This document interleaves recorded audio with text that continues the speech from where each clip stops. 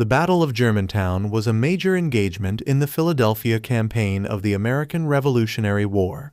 It was fought on October 4, 1777, at Germantown, Pennsylvania, between the British Army led by Sir William Howe and the American Continental Army under George Washington.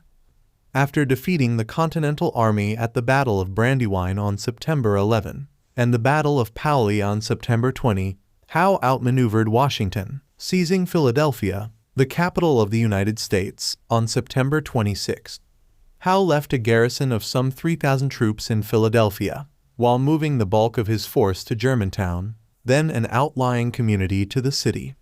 Learning of the division, Washington determined to engage the British. His plan called for 4 separate columns to converge on the British position at Germantown. The 2 flanking columns were composed of 3,000 militia, while the center left under Nathanael Greene, the center right under John Sullivan, and the reserve under Lord Stirling were made up of regular troops. The ambition behind the plan was to surprise and destroy the British force, much in the same way as Washington had surprised and decisively defeated the Hessians at Trenton. In Germantown, Howe had his light infantry and the 40th Foot spread across his front as pickets. In the main camp, Wilhelm von Knyphausen commanded the British left, while Howe himself personally led the British right. A heavy fog caused a great deal of confusion among the approaching Americans. After a sharp contest, Sullivan's column routed the British pickets. Unseen in the fog, around 120 men of the British 40th Foot barricaded the Chew House.